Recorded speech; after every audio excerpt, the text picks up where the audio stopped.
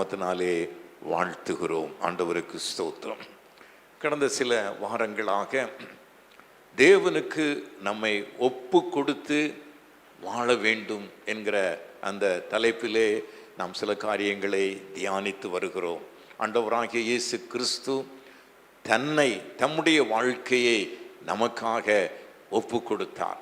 பிதாவினுடைய சித்தத்திற்கு கீழ்ப்படிந்து இந்த உலகத்திற்கு வந்து இந்த பூமியிலே மனுக்குலத்திற்காக இயேசு கிறிஸ்து தன்னுடைய வாழ்க்கையில் நிறைவேற்ற வேண்டிய காரியங்களை ஒரு பாவமில்லாத வாழ்க்கை வாழ்ந்து நிறைவேற்றினார் என்று நாம் தியானித்தோம்.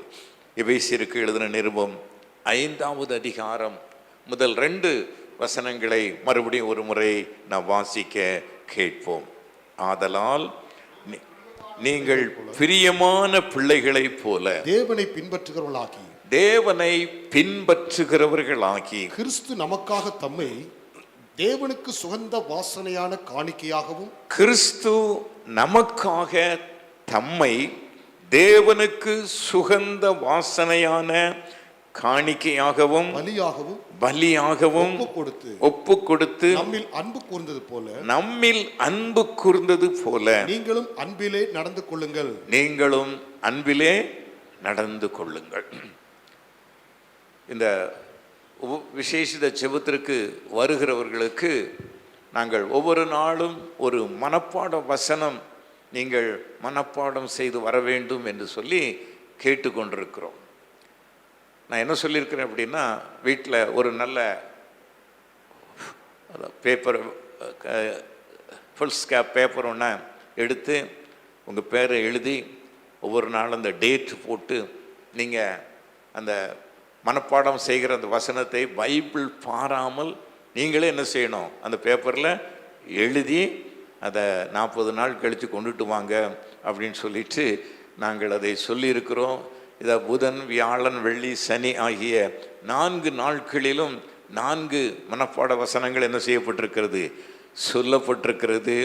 ஒருவேளை நீங்கள் ஜெபத்திற்கு வராதவர்களாக இருந்தாலும் நீங்களும் இந்த ஆண்டவருடைய வார்த்தைகளை மனப்பாடம் செய்வதிலே பங்கு கொண்டு ஆசீர்வதிக்கப்பட வேண்டும் என்று நாங்கள் விரும்புகிறோம். அந்த 4 வசனம் என்னன்னு நான் சொல்லிடுறேன். நீங்கள் வீட்டில் போய் என்ன செய்யுங்க, அதை மனப்பாடம் பண்ணிட்டு பேப்பரில் எழுதி பத்திரமா வீட்டில் வைங்க. எபிரேயருக்கு எழுதின நிருபத்தில் முதல் 3 வசனங்களும் அந்த 3 நாட்களில் மனப்பாடம் செய்யும்படியாக சொல்லப்பட்டது. ஒவ்வொரு நாளும் ஒவ்வொரு வசனம்தான். அந்த எபிரேயர் 12வது அதிகாரம் முதல் 3 வசனங்கள். நேற்றைய தினத்தில் 1 பேதுரு 4வது அதிகாரம் 1வது வசனம், கிறிஸ்து மாம்சத்தில் பாடுபட்டபடியினால் அப்படிப்பட்ட சிந்தையை நீங்களும் ஆயுதமாக தரித்து கொள்ளுங்கள் அப்படின்னு சொல்லிட்டு அந்த வசனத்திலே சொல்லப்பட்டிருக்கிறது. அதாவது பேதுரு ஏன் அதை அவ்விதமாக எழுதுகிறார் என்று கேட்டால், தன்னுடைய வாழ்க்கையிலே அந்த பாடுபட வேண்டும் என்கிற சிந்தை இல்லாத ஒரு மனநிலையோடு கூட அவர் வாழ்ந்தார். அந்த மனநிலை, அந்த பாடுபடுகிற சிந்தை, கிறிஸ்துவுக்காக பாடுபட வேண்டும் என்கிற அந்த சிந்தை இல்லாத காரணத்தினால்தான் நீயும் அந்த சீஷர்களோடு கூட இயேசு கிறிஸ்துவை சேர்ந்த கூட்டத்தில் ஒருவன் என்று சொல்லி ஒரு வேலைக்காரி அவனை பார்த்து சொன்ன பொழுது, இல்லை நான் இல்லை, நான் அந்த கூட்டத்தில் சேர்ந்த ஆள் இல்லை அப்படின்னு சொல்லிட்டு கிறிஸ்துவை மறுதலித்தார். அவர் மறுதலிப்பார் என்று ஆண்டவர் சொன்ன பிரகாரமாக மறுதலித்தார் நாம் பார்க்கிறோம். 1 முறை 2 முறை இல்லை, எத்தனை முறை? 3 முறை என்ன செய்தார்? ஆண்டவரை மறுதலித்தார். ஏன் மறுதலித்தார்? ஒருவேளை ஆமா அப்படின்னு சொல்லியிருந்தா அவரையும் ஒருவேளை என்ன செஞ்சிருவாங்க, பிடித்து அந்த இயேசு கிறிஸ்துவை விசாரிக்கிறது போல, துன்பப்படுத்துகிறது போல, தனக்கும் ஒரு துன்பம் வரும் அப்படின்னு பயந்துகிட்டு அந்த சிந்தை, அதாவது இல்லாத ஒரு நிலையிலே ஜீவித்தார். ஆனாலும் அந்த 3 முறை மறுதலித்ததற்கு பின்பு ஆண்டவர் அவரை பார்த்தார். அப்படி போட்டிருக்கு. ஆண்டவர் அவரை என்ன செய்தார்? பார்த்தார். இவரும் ஆண்டவரை பார்த்தார், ஆண்டவரும் இவரை பார்த்தார். அப்பொழுது மனம் கசந்து அழுதார். ஆண்டவரே, நான் என்ன செய்து விட்டேன்?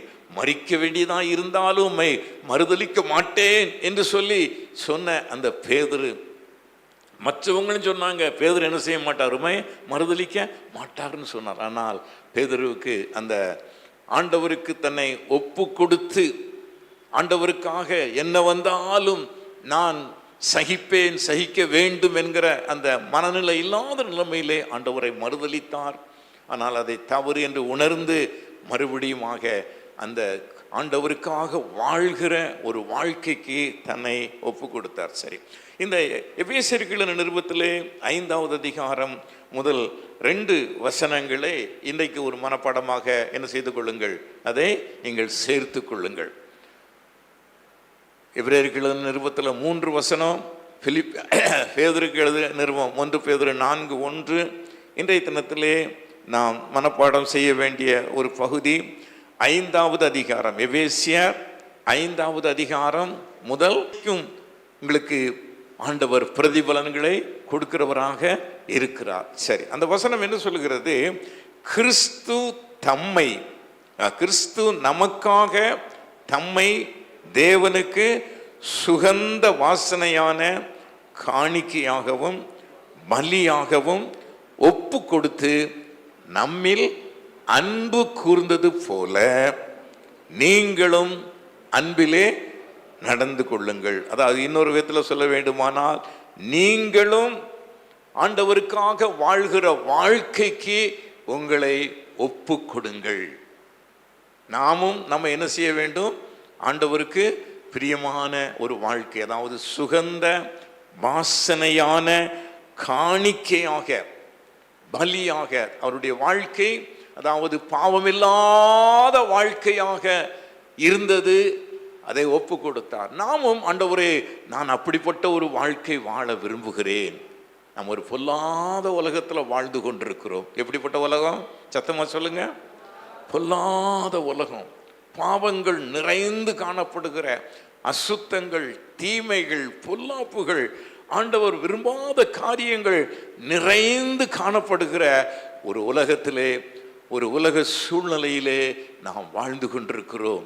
நமக்கு இப்படிப்பட்ட, அதாவது உலகத்தில் காணப்படுகிற பாவங்களுக்கு இடம் கொடுக்க கூடாது என்கிற ஒரு சிந்தை, ஒரு மனநிலை இல்லாவிட்டால் நாமும் ஒருவேளை மற்றவர்களைப் போல, அநேகரை போல குறைவுள்ள கரைகள் நிறைந்த ஒரு வாழ்க்கை வாழக்கூடும். ஆகையினாலே நம்மை நாம் ஒப்பு கொடுக்க வேண்டும். சரி, கவனியுங்கள். கடந்த வாரத்தில் நான் சொன்னேன், அந்த ஒப்பு கொடுத்தல் அப்படிங்கிற அந்த வார்த்தைக்கு எதிர்பதம் என்ன? எதற்கு எதிர்பதம்? ஒப்பு கொடுத்தல் அப்படிங்கிற அந்த வார்த்தைக்கு எதிர்பதம் என்ன அப்படின்னு சொல்லிட்டு ஒரு கேள்வி நாம் கேட்போமே. ஆனால் தேவனுடைய சித்தத்திற்கு அல்லது விருப்பத்திற்கு எதிர்த்து நிற்கிற ஒரு மனநிலை தான் ஒப்பு கொடுத்தலுக்கு எதிரான ஒரு காரியமாக இருக்கிறது. நீங்க ஆண்டவருடைய சித்தத்திற்கு உங்களை ஒப்பு கொடுக்கல, ஒரு நல்ல வாழ்க்கை வாழ்வதற்கு, பாவமில்லாத ஒரு வாழ்க்கை வாழ்வதற்கு, தேவனுடைய சித்தத்தை நிறைவேற்றுகிற ஒரு வாழ்க்கை வாழ்வதற்கு ஒருவேளை உங்களை நீங்கள் ஒப்பு கொடுக்கல, ஒப்பு கொடுக்கிறதுக்கு விருப்பம் இல்லை அப்படின்னு சொன்னா அதனுடைய பொருள் என்ன? தேவனுடைய சித்தத்திற்கு அல்லது விருப்பத்திற்கு எதிர்த்து நிற்கிற ஒரு மனநிலை. அது நல்ல மனநிலையா? தேவனுக்கு எதிர்த்து நிற்கிற, தேவனுடைய சித்தத்திற்கு எதிர்த்து நிற்கிற ஒரு மனநிலை நல்ல மனநிலையா? அந்த மனநிலை நமக்கு எந்த விதத்திலாயிலும் ஒரு சந்தோஷத்தை, ஒரு நன்மையை, ஒரு ஆசீர்வாதத்தை கொண்டு வருமா? தேவனுடைய விருப்பத்தின்படி நடக்கிறதுக்கு நான் என்ன ஒப்பு கொடுக்க முடியாது அப்படின்னு சொன்னா அந்த எதிர்த்து நிற்கிற மனநிலை நல்ல மனநிலை இல்லை, சரியான மனநிலை இல்லை. நீங்கள் லூக்கா எழுதின சுவிசேஷம் 15வது அதிகாரத்திலே படிக்கும் பொழுது நம்ம அங்கே வாசிக்கிறோம், அந்த கெட்ட குமாரன் சரித்திரம் அப்படின்னு சொல்லி நம்ம என்ன செய்யறோம், அந்த பகுதியை பார்க்கிறோம். அங்கே ஒரு மகன் அப்பா கிட்ட எதிர்த்து நின்று சண்டை போட்டு, எனக்கு கிடைக்க வேண்டிய பணத்தெல்லாம் என்ன செஞ்சிருங்க, கொடுத்துருங்க, நான் என்னுடைய விருப்பப்படி வாழ விரும்புகிறேன் அப்படின்னு சொல்லிட்டு அந்த பணத்தை பெற்றுக்கொள்ளும்படியாக அவன் எதிர்த்து நின்று போராடி தகப்பனுடைய விருப்பத்திற்கு மாறாக அவன் அந்த பணத்தை பெற்றுக்கொண்டு தூர தேசத்திற்கு போய் அவன் வாழ்ந்த வாழ்க்கை தன்னுடைய தகப்பனுடைய விருப்பத்திற்கு மாறான ஒரு வாழ்க்கை. தகப்பனுடைய விருப்பத்திற்கு மட்டுமல்ல, தன்னை உண்டாக்கின ஆண்டவருக்கு, தனக்கு ஜீவனை கொடுத்திருக்கிற, பல நன்மைகளை கொடுக்கிற ஆண்டவருக்கும் அவன் எதிர்த்து நிற்கிற ஒரு மனநிலை உடையவனாக காணப்பட்டான். அந்த வாழ்க்கையினுடைய பிரதிபலன் எவ்விதமாய் இருந்தது? பணத்தை வாங்கி கொண்டு போய் சில தீய நண்பர்களோடு கூட சேர்ந்து தூர தேசத்திற்கு போய் துன்மார்க்கமாய் எல்லாவற்றையும் செலவழித்தான் அப்படின்னு சொல்லிட்டு பார்க்கிறோம். அதனுடைய பிரதிபலிப்பு பின்பகுதி எப்படி இருந்தது? அவன் எல்லாவற்றையும் இழந்தான், எல்லா பணத்தையும் இழந்தான். மட்டுமல்ல, அந்த பணம்லாம் செலவழிஞ்சதுக்கு அப்புறம் நண்பர்கள் எல்லாரும் அவனை விட்டு போய்விட்டார்கள். இப்போ உதவியற்றவனாக, ஆதரவற்றவனாக, அவனுக்கு இப்போ தேவை இருக்குது, சாப்பிடணும், பசிக்குது, சாப்பாடு கொடுக்கறதுக்கு ஆள் இல்லை. பன்றி மேய்க்கிற வேலை கிடைக்குது, அந்த வேலையிலும் பன்றி சாப்பிடுகிற அந்த தவிடு அதையும் சாப்பிட்றதுக்கு அந்த எஜமான் இடம் கொடுக்கவில்லை. அப்பொழுது தான் யோசிக்கிறான், ஏன் எனக்கு இந்த நிலைமை? இப்படிப்பட்ட ஒரு பாதிப்புகள் நிறைந்த, வருத்து நிறைந்த, கண்ணீர் நிறைந்த ஒரு வாழ்க்கைக்கு என்ன காரணம் அப்படின்னு பார்க்கும் பொழுது ஆண்டவர் அவனோடு கூட பேசுகிறான். நீ தேவனுடைய சித்தத்திற்கு எதிர்த்து நிற்கிற, தேவனுக்கு உன்னை ஒப்பு கொடுக்காத ஒரு வாழ்க்கை வாழ்ந்தபடினாலே உன்னுடைய வாழ்க்கையில இப்படிப்பட்ட பாதிப்புகள் எல்லாம் வந்திருக்கிறது. அப்பொழுது அவன் மனம் திரும்புகிறான். ஆண்டவர் அவனை உணர்த்துகிறார். எழுந்து தகப்பனிடத்திற்கு போய் தகப்பனிடத்தில் உன்னுடைய குறைகளை அறிக்கை செய்து மன்னிப்பு கேட்க வேண்டும் என்று அவன் உணர்த்தப்பட்ட பொழுது அதற்கு கீழ்ப்படுகிறான். அப்போ எதிர்த்து நிற்கல. அப்போ என்ன செய்யல? எதிர்த்து நிற்கல. அப்பொழுது அவன் அந்த போராட்டங்களின் மேல் வெற்றி சிறந்த ஒரு வாழ்க்கை வாழ்ந்தான். அப்படிப்பட்ட ஒரு வாழ்க்கை தான் நாம் இந்த உலகத்தில் வாழ வேண்டும் என்று ஆண்டவர் விரும்புகிறார். பிரச்சனைகள் நிறைந்த ஒரு உலகம்தான், போராட்டம் நிறைந்த ஒரு உலகம்தான். ஒருவேளை சொந்த பந்தங்கள், நம்மை சுற்றி இருக்கிறவர்கள், அல்லது நாம் வேலை செய்கிற இடத்துல நம்மை விளங்கிக் கொள்ளாத மக்கள் இருக்கிறார்கள், அன்பில்லாத மக்கள் இருக்கிறார்கள், நம்ம குற்றம் கண்டுபிடிக்கிற மக்கள் இருக்கிறார்கள், நம்மை குறை சொல்லுகிற மக்கள் இருக்கிறார்கள், நமக்கு விரோதமான காரியங்களை செய்கிற மக்கள் இருக்கிறார்கள். அவர்களின் மத்தியில் நாம் தேவனுடைய அன்பை விளங்க பண்ணுகிறவர்களாக, ஒருவேளை தேவனை நம்முடைய வாழ்க்கையில் விளங்க பண்ணுகிற ஒரு வாழ்க்கை நாம் வாழ வேண்டும் என்று ஆண்டவர் விரும்புகிறார். நான் இந்த வருஷத்தினுடைய துவக்கத்தில் சொன்னேன், எதற்காக இந்த புதிய வருஷம் கூட்டி கொடுக்கப்பட்டிருக்கிறது? ஒருவேளை நமக்கு ஒரு குடும்பம் இருக்குது, குடும்பத்துக்கு சம்பாதிக்கணும், பிள்ளைகளை காப்பாற்றணும், அதெல்லாம் உண்மைதான். அதற்கும் மேலாக தேவனை விளங்க பண்ணுகிற ஒரு வாழ்க்கை வாழுவதற்காக நாம் இந்த உலகத்தில் என்ன செய்யப்பட்டிருக்கிறோம்? ஜீவனோடு கூட வைக்கப்பட்டிருக்கிறோம். மத்தேயு சுவிசேஷம் 5வது அதிகாரம் 16வது வசனம் சொல்லுகிறது, உலகத்திற்கு நீங்கள் ஒளியாயிருக்கிறீர்கள். நாம் உலகத்துக்கு எப்படி இருக்கிறோம்? ஒளியாய். இந்த உலகத்தில் உள்ள மக்கள், அதாவது பாவத்தில் வாழ்கிற மக்கள், அந்த காலத்தில் வாழ்கிற மக்கள், தேவனை அறியாமல் நிலையில் வாழுகிற மக்கள் தேவனை அறிந்து கொள்ளும்படியாய், தேவனுடைய பிள்ளைகளாய் மாறும்படியாய், நம்முடைய வாழ்க்கையில தேவனை விளங்க பண்ணுகிற ஒரு வாழ்க்கை வாழ வேண்டும். உங்களுடைய அன்றாட ஜெபத்திலே இந்த வார்த்தைகளை சொல்லி ஜெபியுங்கள். ஆண்டவரே, உம்மை விளங்க பண்ணுகிற ஒரு வாழ்க்கை வாழ எனக்கு உதவி செய்யும். ரொம்ப நாளைக்கு முன்னால் நான் சபையை சொல்லியிருக்கிறேன், ஒரு ரட்சிக்கப்படாத கணவன், அந்த வீட்டில் ரட்சிக்கப்பட்ட ஒரு மனைவி. கணவன் ரட்சிக்கப்படவில்லை, மனைவி ரட்சிக்கப்பட்டிருக்கிறார்கள். நம்ம ஆலயத்துக்கு போகணும், ஆராதனையில் பங்கு கொள்ளணும் அப்படின்னு ஆசைப்படுறவங்க, கணவன் அங்கே போகக்கூடாது அப்படின்னு எதிர்த்து நிற்கிறவர். ஆனாலும் அவர்கள் ஆண்டவர் பேரில் உள்ள அந்த ஆசையினாலே தேவனுடைய சமூகத்திற்கு போய்கொண்டே இருந்தார்கள். ஒரு நாள் அவர் வெளியில் போயிட்டு வீட்டுக்கு வரும்போது அந்த அம்மா வீட்டில் இல்லை.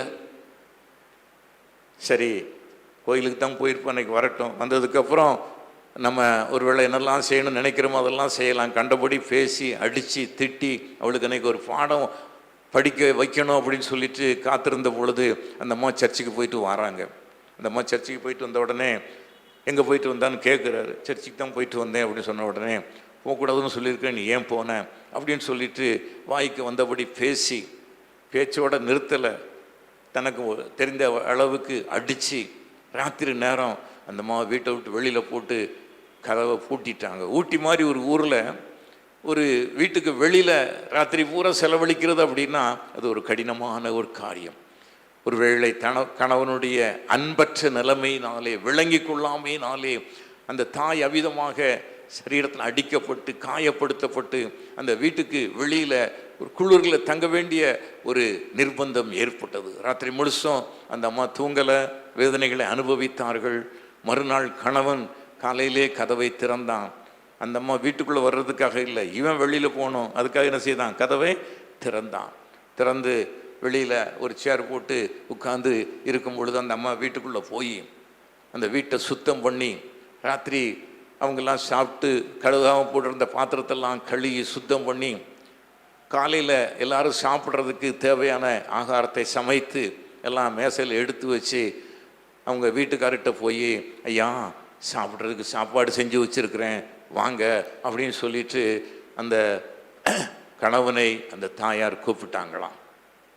அப்போ கணவன் யோசிக்கிறான், ராத்திரியெல்லாம் அவளை அடித்தோம், கண்டபடி பேசணும், வீட்டுக்கு வெளியில் போட்டு கதவை பூட்டினோம், ஆனால் அதை குறித்து ஒரு வார்த்தை சொல்லாமல், ஐயா சாப்பாடு செஞ்சு வச்சுருக்கிறேன் சாப்பிட்றதுக்கு வாங்க அப்படின்னு அன்பாக சொல்கிறாள, பொறுமையாக சொல்கிறாள. அப்போ தான் அந்த அம்மாவை பார்த்து கேட்டார், உன்னால் எப்படி இப்படி நடக்க முடியுது, உன்னால் எப்படி இப்படி நடக்க முடியுது? அப்போ அந்த அம்மா சொன்னாங்க, ஆண்டவருடைய பிள்ளைங்க இப்படித்தான் நடக்கணும் அப்படின்னு பைபிளில் போட்டிருக்குது, சர்ச்சிலையும் அப்படி தான் என்ன செய்கிறாங்க சொல்லி கொடுக்குறாங்க. அப்படியா, சர்ச்சில் இப்படிலாம் சொல்லி கொடுக்குறாங்களா, பைபிள் இப்படியெல்லாம் போட்டிருக்குதா? அப்படியானால் எனக்கு அந்த ஆண்டவர் வேண்டும். கரங்களை தட்டி ஆண்டவரை மகிமைப்படுத்துவோம். எனக்கும் யார் வேணும்? அந்த ஆண்டவர் வேணும். பாருங்கள், இதுதான் ஆண்டவரை விளங்க பண்ணுகிற ஒரு வாழ்க்கை. இன்றைக்கு ஒருவேளை நாம் வாழுகிற இடத்திலும், நாம் வாழுகிற சூழ்நிலையிலும், வேலை செய்கிற இடத்திலும், சுற்றி இருக்கிற பகுதியிலும் நம்மை பகைக்கிற மக்கள் இருக்கிறார்கள், வெறுக்கிற மக்கள் இருக்கிறார்கள், விளங்கி கொள்ளாத மக்கள் இருக்கிறார்கள். அவர்களுக்கு நம்முடைய நல் வாழ்க்கையின் மூலமாக, பொறுமையான ஒரு வாழ்க்கையின் மூலமாக, அன்பை விளங்க பண்ணுகிற ஒரு வாழ்க்கை மூலமாக நாம் ஆண்டவரை வெளிப்படுத்த கடமைப்பட்டிருக்கிறோம். ஈசாக்கை குறித்து நம்ம அப்படி வாசிக்கிறோம். ஆதியாகமம் 26:28 சொல்லியிருக்கிறது, அன்றைக்கு ஈசாக்கின் நாட்களிலே வாழ்ந்த சில மக்கள் அவன் தோண்டின துறவுகளையெல்லாம் தூர்த்து போட்டார்கள். முதல்ல ஒரு துறவை தோண்டினான், தூர்த்து போட்டார்கள். ரெண்டாவது ஒரு துறவை தோண்டினான், தூர்த்து போட்டார்கள். ஈசாக்கு சண்டைக்கு போகலை, பிரச்சனை பண்ணலை, அதையெல்லாம் சகித்து கொண்டான். ஆண்டவர் அதை பார்க்கிறார், ஆண்டவருக்கு ஒரு நோக்கம் இருக்கிறது என்று சொல்லி பொறுமையோடு கூட இருந்து மூன்றாவது ஒரு துறவு தோண்டினான். அங்கேயும் தண்ணீர் வந்தது.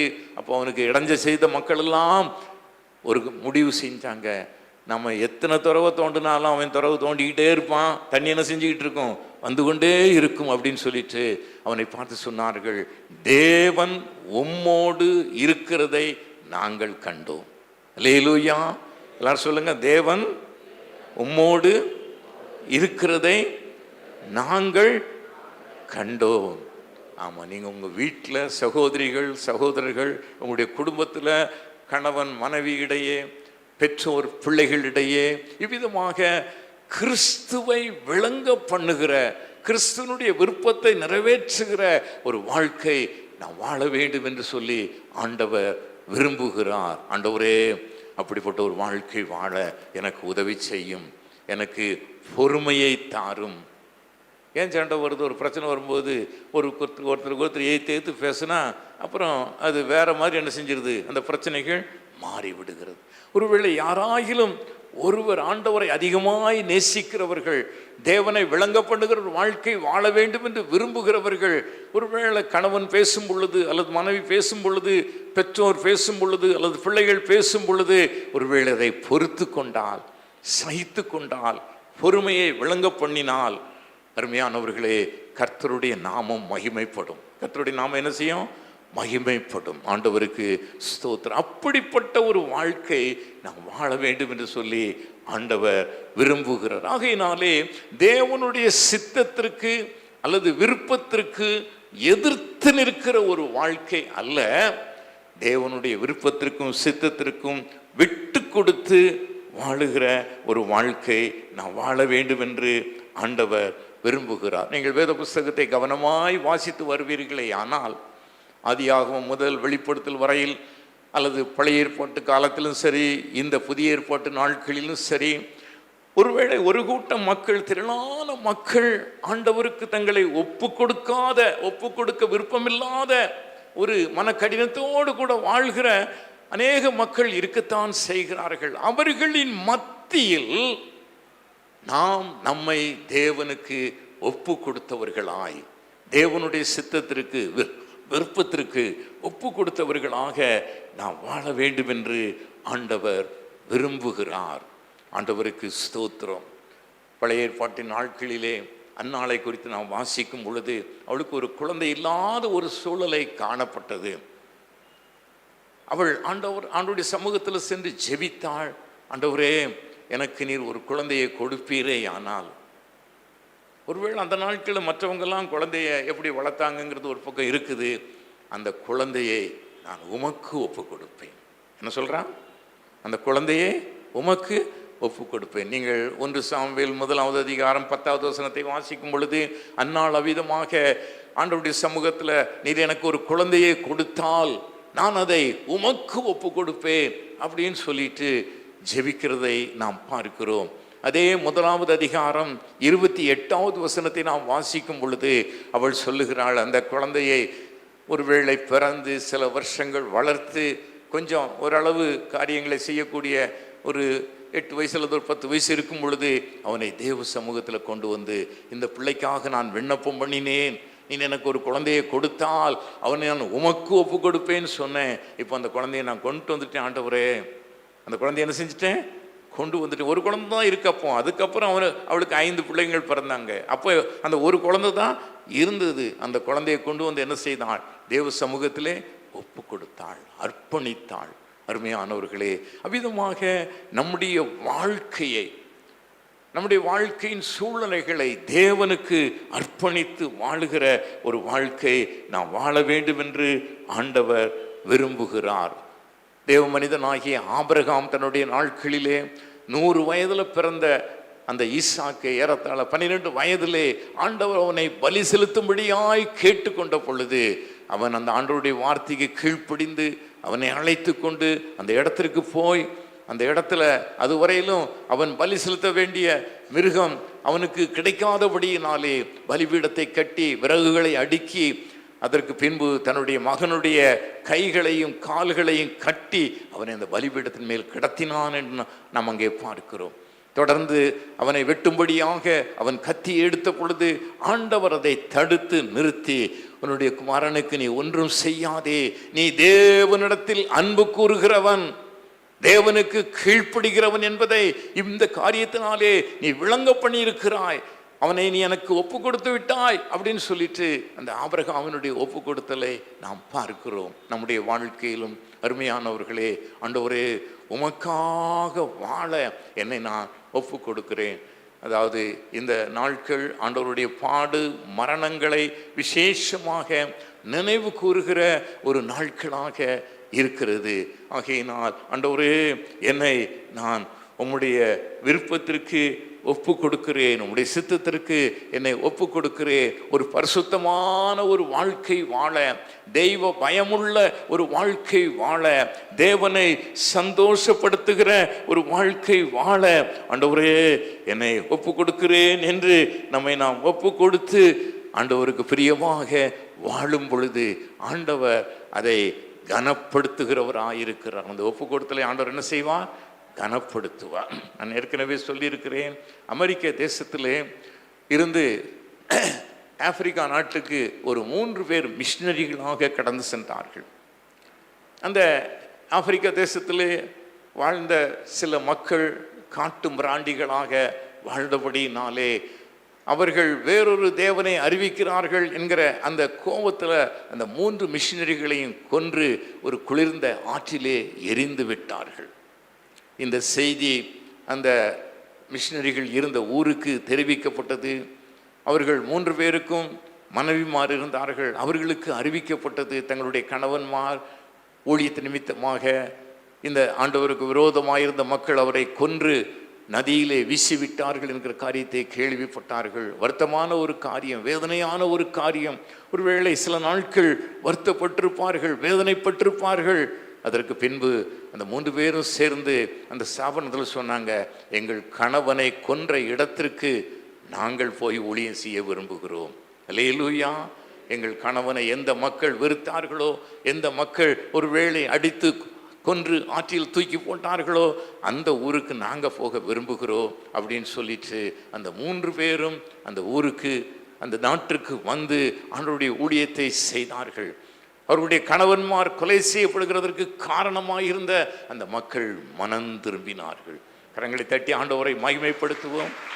பாருங்கள், ஆண்டவர் பேரில் எவ்வளவு அன்பு இருந்தால் தங்களுடைய கணவன் மரித்த ஒரு நிலையிலே அவர்கள் ஆண்டவரை குறித்து அறிவிக்க வந்திருப்பார்கள், ஆண்டவருடைய ஊழியத்தை செய்கிறவர்களாக இருப்பார்கள் என்று சொல்லிட்டு அந்த கணவன்மார் கொல்லப்படுகிறதுக்கு காரணமாயிருந்த அந்த மனிதர்கள் மனம் திரும்பி அவங்கள தூக்கி எரிந்த அந்த குளிர்ந்த ஆற்றில் அவங்க எல்லாரும் ஞான ஸ்நானம் பெற்றார்கள். அல்லேலூயா. ஆண்டவருக்கு ஸ்தோத்திரம். அருமையானவர்களே, நாமும் அவ்விதமாக ஆண்டவருக்காக வாழ வேண்டிய ஒரு நாட்களிலே ஒருவேளை வருத்தங்கள் இருக்கலாம், பிரச்சனைகள் இருக்கலாம், கஷ்டங்கள் இருக்கலாம். அவைகளின் மத்தியில் நான் ஆண்டவருக்காக வாழ விரும்புகிறேன், ஆண்டவருடைய பிள்ளையாய் வாழுவேன் என்று சொல்லி நம்மை நாம் ஒப்பு கொடுத்து ஜீவிக்க கடமைப்பட்டிருக்கிறோம். அர்ப்பணித்தேன் என்னை முற்றிலுமாய் அற்புத நாதா உம் கரத்தில் அப்படின்னு சொல்லிட்டு ஒரு அருமையான பாடல் இருக்கிறது. அர்ப்பணித்தேன் என்னை முற்றிலுமாய். ஸ்க்ரீனில் போடுங்க. நம்ம எல்லாரும் எழுந்து நின்று அந்த பாடலை பாடி, ஆண்டவரே ஒரு முறை கூட என்னுடைய வாழ்க்கையை உம்முடைய கரங்களில் ஒப்பு கொடுக்கிறேன். ஆண்டவரே எதிர்கால வாழ்க்கையை, வரும் நாட்களை ஆண்டவரே உமக்காக வாழ, உம்மை சந்தோஷப்படுத்துகிற ஒரு வாழ்க்கை வாழ, உம்முடைய விருப்பத்தை நிறைவேற்றுகிற ஒரு வாழ்க்கை வாழ, உம்மை உயர்த்தி காண்பிக்கிற ஒரு வாழ்க்கை வாழ ஆண்டவரே என்னை ஒப்பு கொடுக்கிறேன் என்று சொல்லி இந்த பாடலின் அடிகளை நம்ம எல்லாரும் கருத்தை உணர்ந்து பாடி நம்மை ஆண்டவருக்கு ஒப்பு கொடுப்போம். அர்ப்பணித்தேன் என்னை முற்றிலுமா அற்புத நாதாவும் கரத்தில். அர்ப்பணித்தேன் என்னை முற்றிலுமா அற்புத நாதாவும் கரத்தில். அனைத்தும் உமக்கே சொந்தமென்று அன்பரே என்னையும் தத்தம் செய்தே. அனைத்தும் உமக்கே சொந்தம் என்று அன்பரே என்னையும் தத்தம் செய்தே. அனைத்து கிறிஸ்துவுக்கே எந்த அனைத்து அர்ப்பணமே. அனைத்தும் கிறிஸ்துவுக்கே எந்த அனைத்தும் அர்ப்பணமே. என் முழு தன்மைகள் ஆவல்களோ அனைத்தும் கிறிஸ்துவுக்கே. என் முழு தன்மைகள் ஆவல்களோ அனைத்தும் கிறிஸ்துவுக்கே. என் எண்ணம் போல நான் அலைந்தேனே, என்னை தடுத்திட்டதாரும் இல்லை. என் எண்ணம் போல நான் அலைந்தேனே, என்னை தடுத்திட்டதாரும் இல்லை. உம் சிலுவை அன்பை சந்தித்தேனே, நொறுங்கி வீழ்ந்தேனே உம் பாதத்தில். உம் சிலுவை அன்பை சந்தித்தேனே, நொறுங்கி